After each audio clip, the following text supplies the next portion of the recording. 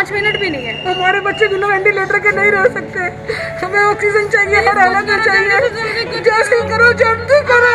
गए हैं देखने के लिए क्या पूर्ति हो रही है ऑक्सीजन की प्रदेश में, जो जरूरत है कोटा पूरा मिल रहा है? पूरा कोटा, हमारा जितना कोटा हमको पहले से अलॉट है वो पूरा मिल रहा है। हमने इस कोटा को बढ़ाने की बात केंद्र सरकार को कही है और हमारा 40 मीट्रिक टन आज से बढ़ भी गया है, जो अभी 120 metric ton daily, 160 metric ton daily हमको मिल रहा था, वो 200 मीट्रिक टन हमको आज से मिलेगा। और हमने 40 अलग से भी डिमांड की हुई है ताकि हमारा जो कोटा है 240 मिल जाए, लेकिन हमको वो लाना पड़ेगा जमशेदपुर से या जो उड़ीसा में जो स्टील प्लांट्स हैं वहाँ से लाना पड़ेगा। उस लाने के समय को जरूर हमको फास्ट करना पड़ेगा। पानीपत के प्रेम हॉस्पिटल में उस समय हाहाकार मचने लगा जिस समय वेंटिलेटर पर शिफ्ट मरीजों के परिजनों को पता लगा कि ऑक्सीजन खत्म होने वाली है। अभिभावक रो रो कर सरकार से मदद की गुहार लगाने लग गए। जरा गौर से देखिए, यहाँ हरियाणा के पानीपत जिले का प्रेम हॉस्पिटल, जिस प्रदेश के मुख्यमंत्री व नेता ढोल पीट रहे हैं कि प्रदेश में ऑक्सीजन की कोई कमी नहीं है। अगर प्रदेश में ऑक्सीजन की कोई कमी नहीं है तो मुख्यमंत्री साहब जरा आप इन तस्वीरों को भी देख लीजिए, जो शायद आपको तो नहीं लेकिन प्रदेश की जनता को झकझोर कर रख देगी। अस्पताल के बाहर सरकार से मदद की गुहार लगा रही यहाँ महिलाएं सरकार से ऑक्सीजन मांग रही हैं, क्योंकि वेंटिलेटर पर इनके परिजन जिंदगी के लिए जंग लड़ रहे हैं। परिजनों को जब पता लगा कि अस्पताल में महज कुछ ही घंटों की ऑक्सीजन बची है, तो अस्पताल में दाखिल अपने मरीजों की जान बचाने के लिए परिजनों की चीख पुकार शुरू हो गई। महिलाएं रोने लगी, पुरुष ऑक्सीजन की तलाश में इधर उधर भटकने लगे कि किसी तरह से कहीं पर भी ऑक्सीजन मिल जाए। महिलाओं का रो रो कर बुरा हाल है। महिलाएं रो रो कर सरकार से ऑक्सीजन की भीख मांगने लग गई। हालात तो यहाँ तक हो गए कि कुछ महिलाएं बेहोश होकर गिर पड़ी। महिलाओं के पास रोने के अलावा और कोई चारा नहीं था, क्योंकि ऑक्सीजन के सहारे ही दाखिल मरीजों की सांसें चल रही थी। हमारी मदद करो, कैसे इस हॉस्पिटल में वेंटिलेटर में ऑक्सीजन पहुंचवाओ।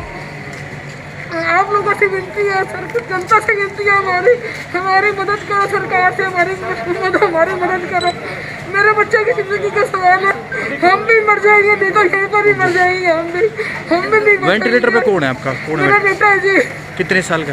28 साल का बेटा है मेरा। ऑक्सीजन है नहीं है? ऑक्सीजन नहीं ना, खत्म होने वाली डॉक्टर ने हाफ रहा है वो बेचारा। क्या कह रहे हैं ये लोग? वो कह रहे हैं घंटे के ले जाओ यहाँ से, हम कहाँ लेके जाएंगे साला, आपको बताओ हमारे को। 15 दिन एडमिट है, 15 दिन से बोल रहे हैं हालत खराब है, जवाब दे दिया। क्या प्रॉब्लम? कोविड? कोविड छोटी वेंटिलेटर मशीन पे है। आज सुबह इनको भी बोला, मुझे भी कि इम्प्रूवमेंट है। हमने बोला इम्प्रूवमेंट है, जरा सी खुशी हुई कि इम्प्रूवमेंट है, दोपहर को बोलते हैं ऑक्सीजन नहीं है, हमें ऑक्सीजन अरेंज करवाओ। उनके पास 5 मिनट भी नहीं है। हमारे बच्चे बिना वेंटिलेटर के नहीं रह सकते, हमें ऑक्सीजन चाहिए, हर हालत में चाहिए, जैसे करो जल्दी करो, जल्दी करो। कह रहे अभी लेके चले भाई, हमसे 2 घंटे के बाद यहाँ पर तो इसको निकाल जाएगी। आपको कौन भर्ती है यहाँ पे? कौन इंजेक्शन भी हमारे को ब्रेक में दिया, उन्होंने 80,000 में इंजेक्शन दिया हमारे को। कितने में? 80,000 में। 80,000 में इंजेक्शन दिया है आपको? कौन सा इंजेक्शन दिया है? वो लिखा हुआ हमारे पास रेमडेसिविर। उससे दूसरा इंजेक्शन है कोई। आपका कौन एडमिट है यहाँ पर? मेरी मिसेज एडमिट है, हम टैनर पे हैं, फिर भी हमारे को मिलिट्री से है। वेंटिलेटर पे है वो? वेंटिलेटर पे है, आर्मी से हुए, फिर भी ये बोले बिल नहीं देंगे, ये नहीं देंगे, आपको 80,000 रुपये पेमेंट करना पड़ेगा। 80,000 रुपये का ऐसा कौन? अभी ला रहे हैं, ऑक्सीजन भी आएगी, अभी ऑक्सीजन खत्म हो गया। भाई यही तो बोला था खत्म होने वाली है, ये थोड़ी ना बोला था।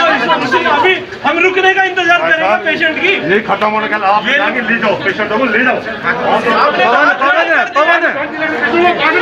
ये देखो, ये क्या? अभिभावकों का आरोप है कि प्रशासन से मिलने गए, लेकिन प्रशासन ने भी हाथ खड़े कर दिए। मौके पर मीडिया पहुंची तो महिलाएं सरकार से ऑक्सीजन की भीख मांगने लगी। वहीं अस्पताल प्रबंधन कह रहा था कि ऑक्सीजन की कोई कमी नहीं, ऑक्सीजन है उनके पास। लेकिन परिजनों का यह आरोप था कि अस्पताल के मैनेजमेंट ने ही उन्हें बोला था कि अपने मरीजों को ले जाओ। मीडिया ने बात अधिकारियों तक पहुंचाई। आनन फानन में बड़े ड्रम ऑक्सीजन के अस्पताल में भेजे गए। काफी देर हंगामा होता रहा।